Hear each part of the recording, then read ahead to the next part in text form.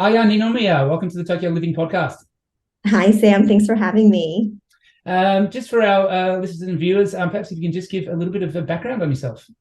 Sure. So my name is Ninomiya. I am an occupational therapist. I practice both in English and Japanese. Hmm. I'm registered here in Japan as well as Australia, which is where I got trained to become an OT. Hmm.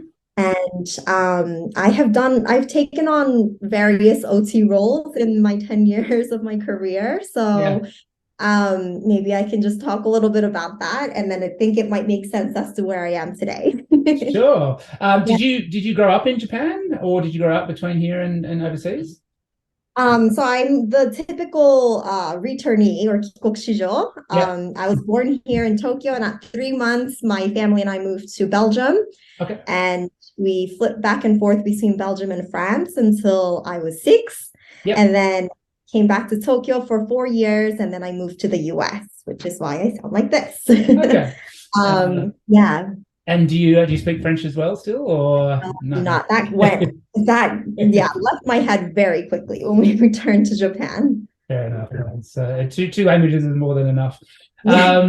And what made you decide to study OT? And did you move to Australia to study occupational therapy? Yeah, good question. So I actually came back to Japan first for university to do Hmm. my undergrad, and I studied international relations because Okay. I had this big idea that I wanted to work for the UN.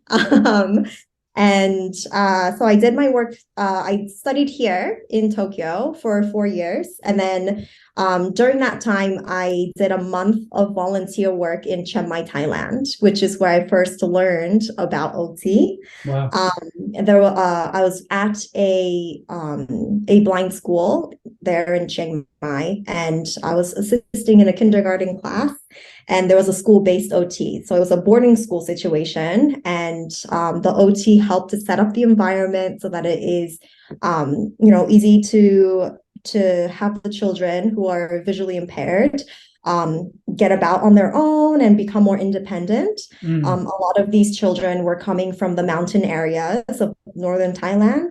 So they had these, diseases that left them with visual impairments that, in other countries would have been cured right at birth. Yeah, that's So true. that experience in itself, and then learning about OT and just the special education side, which I hadn't ever been exposed to prior, Mm. really opened my eyes to a lot of different things that I didn't know existed. So that's when I first learned about OT, but I hadn't thought to take it on as a career at all at the time.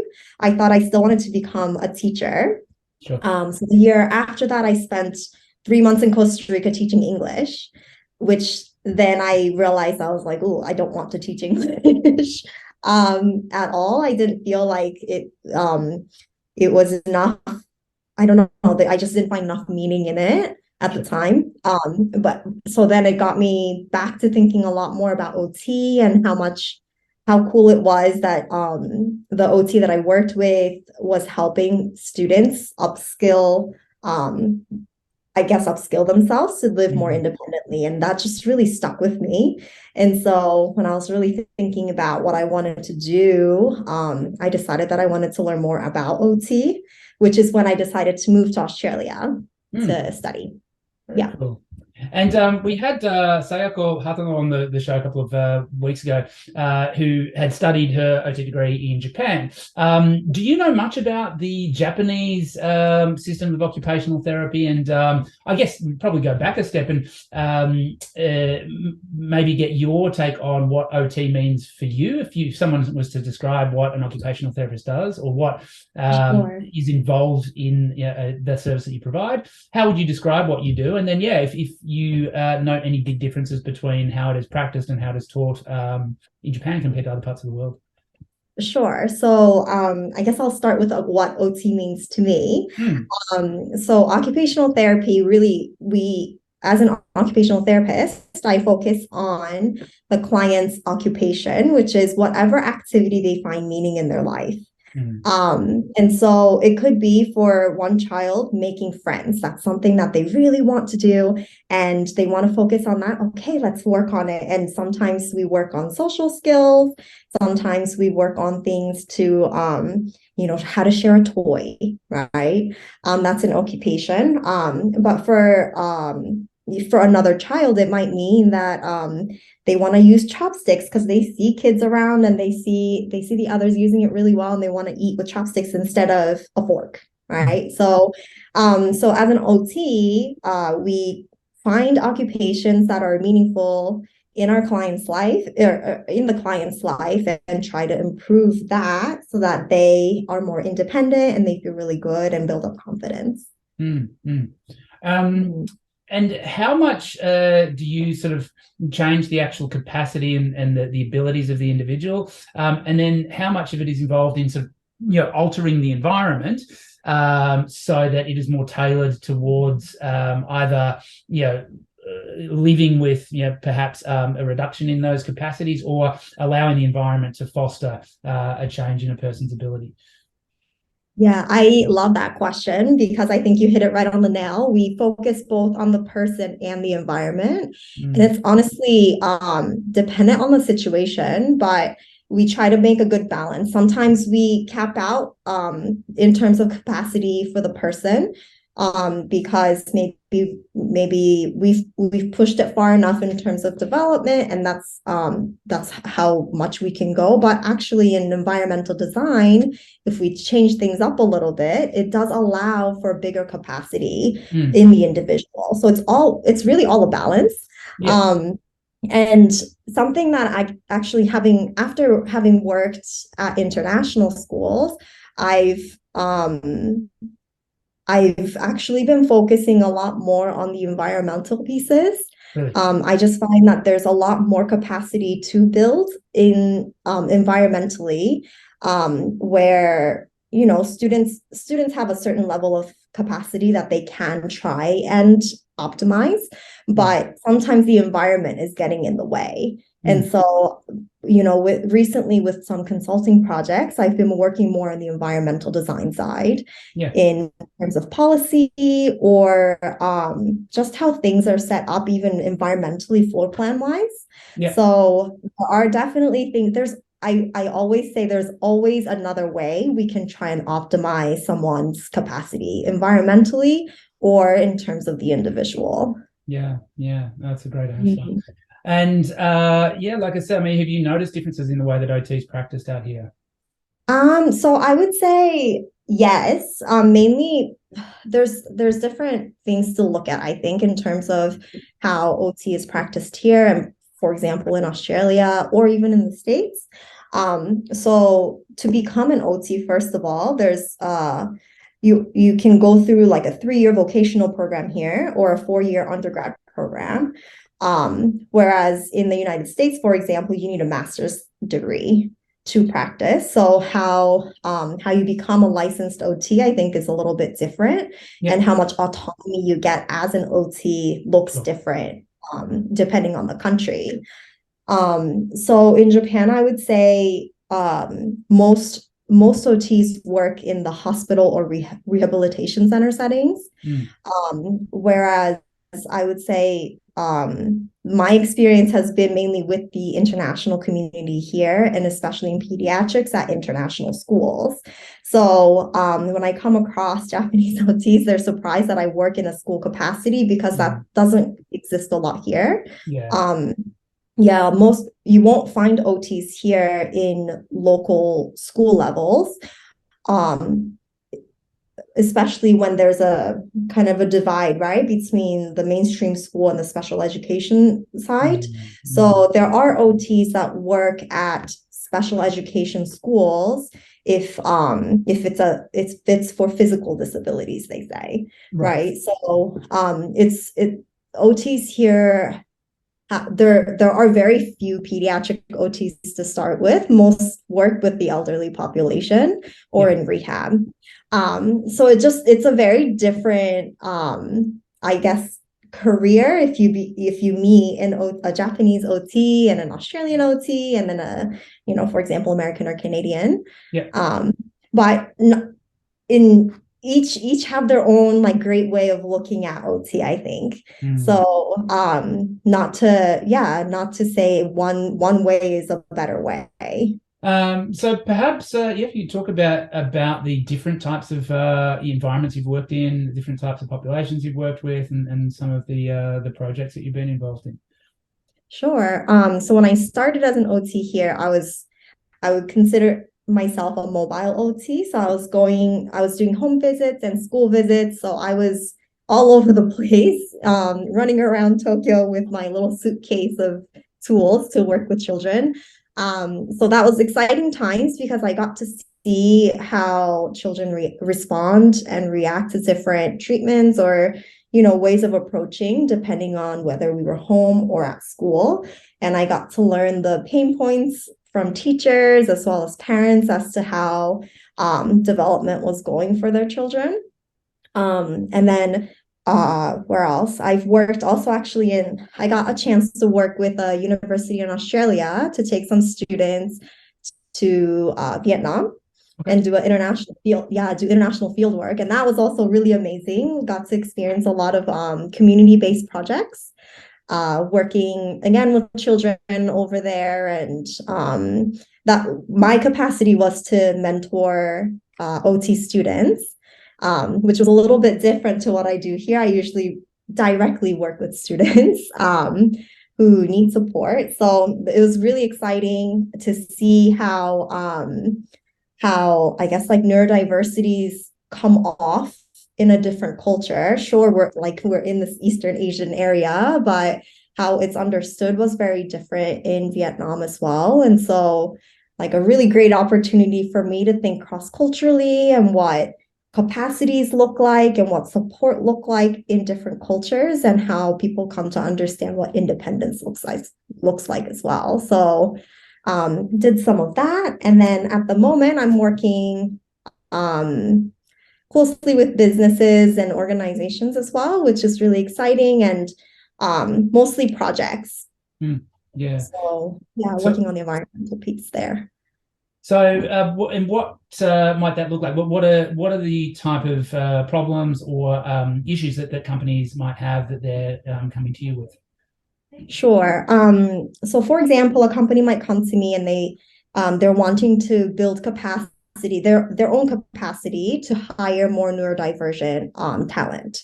Okay. Right. So and they might actually already have some people in their office who identify as neurodivergent.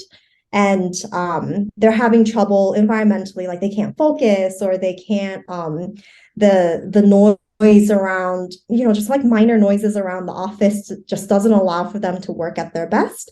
So then so we think about the client will come and ask how we can change things up, like modify the environment so that it is more of a comfortable environment to work in and more welcoming towards different sensory processing needs and people who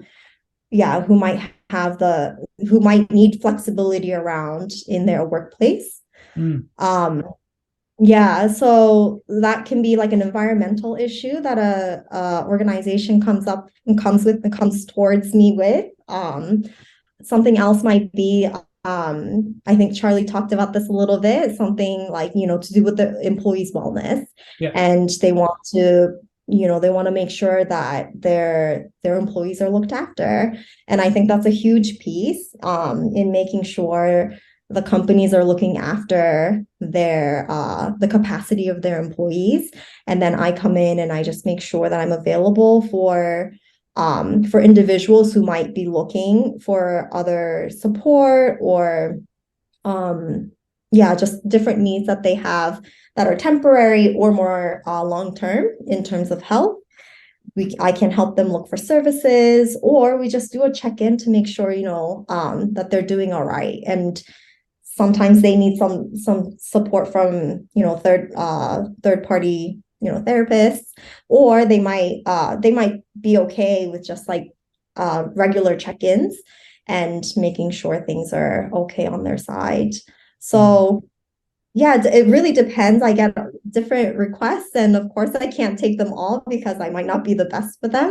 Mm, But it's been really nice to be able to work in like a consultant capacity as well, because it opens my eyes to the adult world yeah.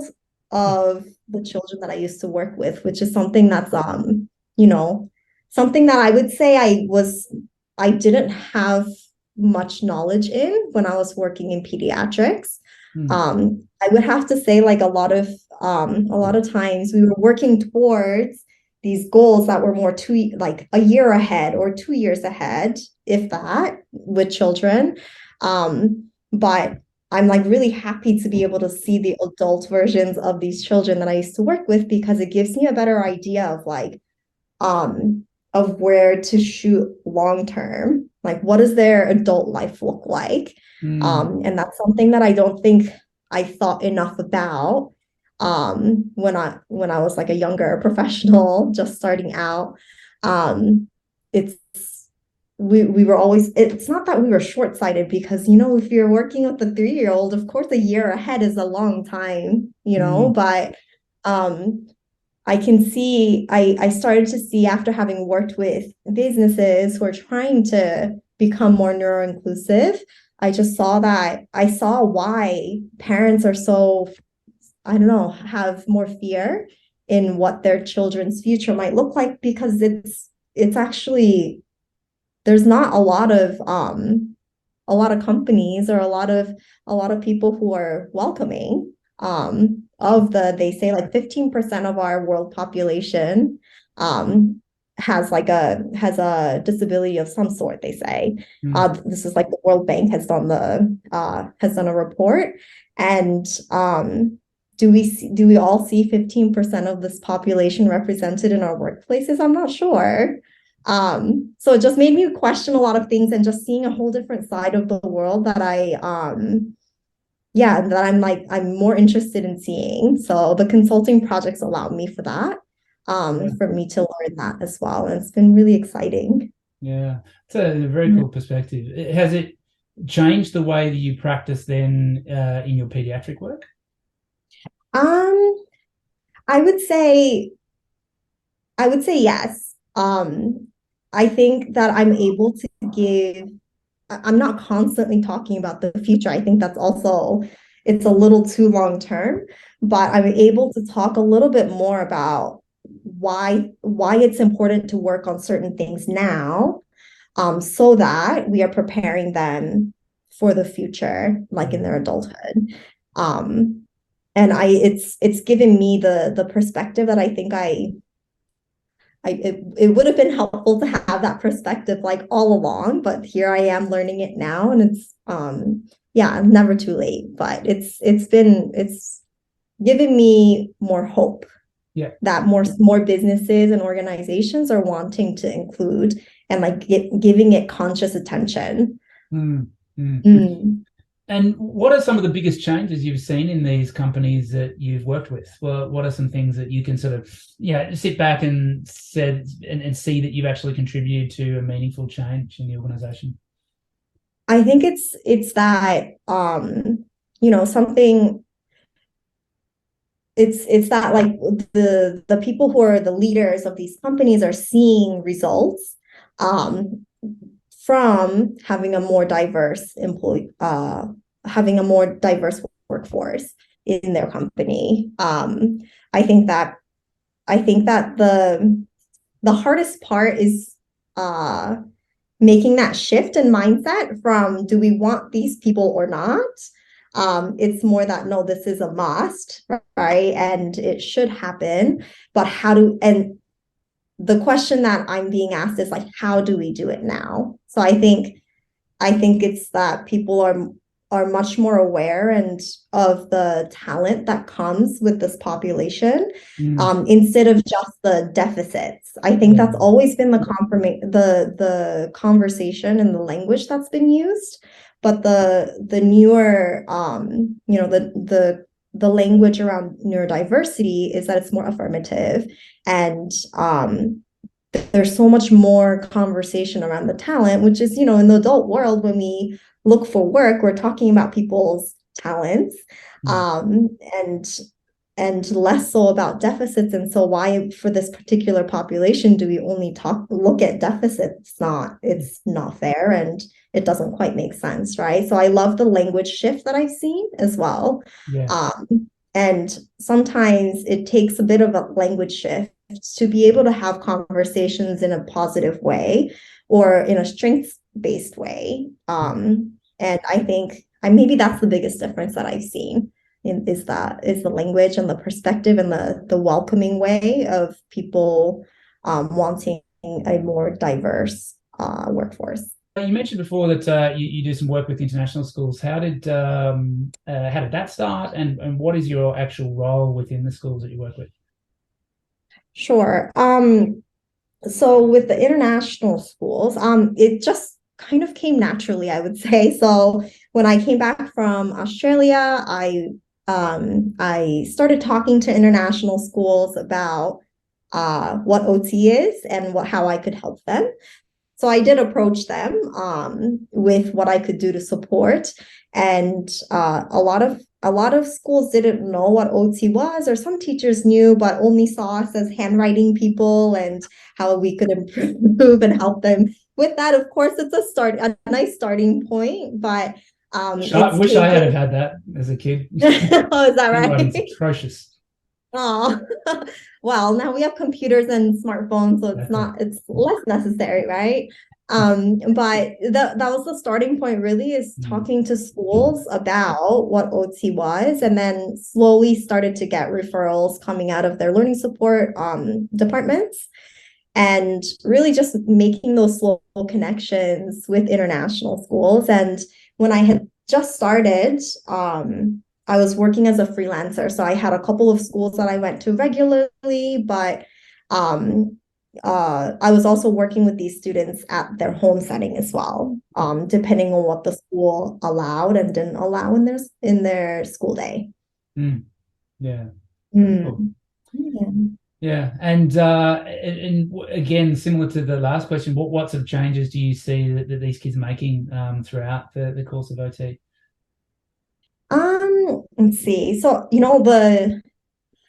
I think the confidence that they build from sessions is amazing, because I think that a lot of times the students that I see are coming from a place where they've been told all these things that they can't do. Like their handwriting is atrocious, or their organization is completely is so terrible that they can't even find their homework after school.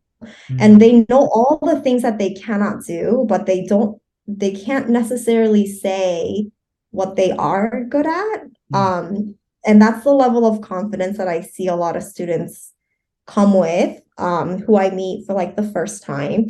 And for parents, a lot of parents, that's really sad and like really heavy to see. So by working with these students one-on-one, I think it's great that they get to work in a safe space to improve and make mistakes when they in a safe place, so that they can say, okay, how can I improve? And we build on that thinking power to be able to improve, and not just with me, like even on their own, right? And I think the longer that I work with them, like the smiles change. The parents feel really proud as well, and I think those are like my favorite moments. And then I love it even more when I see other students who see the changes too in the child, and they feel really proud. And that's something that I saw when I started working at an international school full time, and I got a chance to do that for a couple of years. And the changes in the other students in the class, I think, was just amazing. And I think that's when I really did start believing in having students of different capacities in the same classroom is not only good for the student with the different capacities, but also for everyone else to know that like we do this side by side, right? And it's such an opportunity missed when classrooms have a very like a typical look to them. Yep. Students can get on with their day fine, really on their own, and When you have a couple of students that might think differently or act differently, it builds a different capacity of compassion and emotion and just friendship for the other students as well. And I think it's invaluable, I think, growing Yeah. up for students. Yeah. And what have you sort of got in the works at the moment? Are there any new sort of projects that you're working on, or anything? Anything that's in the pipeline now? Yeah, thank you for asking. I'm officially making consulting a service that I'll be offering consistently in my business. So of course I'll have my clinical OT work as well, but that'll shrink a little bit for now as I work more on the consulting side. And yeah, I'd love to connect with businesses and organizations that are looking to, expand their workforce and including more neurodiverse people in their in their workforce. Yeah, yeah. And if people are interested in either bringing you on as a consultant, or are you still open for pediatric consultations? Yeah, I am. I have a few spots open every month. Yeah. So I'm open to that as well. Yeah. So yeah, it really just depends on the month and just reaching out to me. Of course, people can find me through my website. So that's ianinomiya.com. Okay. Um, and yes, I'm also on Instagram. So that's ianinomiya underscore 120. No, no underscore, just 120 maybe. Okay. I'll have to check again. That's right. We'll tag it in the show notes anyway. Fantastic. All right. Well, I'd urge, if people that that have companies, or are involved in the HR side of their organisations, and they see that maybe that occupational therapy and IA services could be of assistance, I'd urge you to get in touch. Thank you very much for coming on the show. It was great to hear about all the different aspects of OT that you've been involved in. I think it's been great to have to give people a bit of a better idea of what an OT does. I think as a physio, people have, I guess sometimes their own ideas about what we do, but I think maybe less people would know what an occupational therapist does. But you obviously have a massively important role in the lives of a lot of people and in the community. So thank you for the great work that you do, and thank you for coming on the show and sharing that today. Thanks so much, Sam.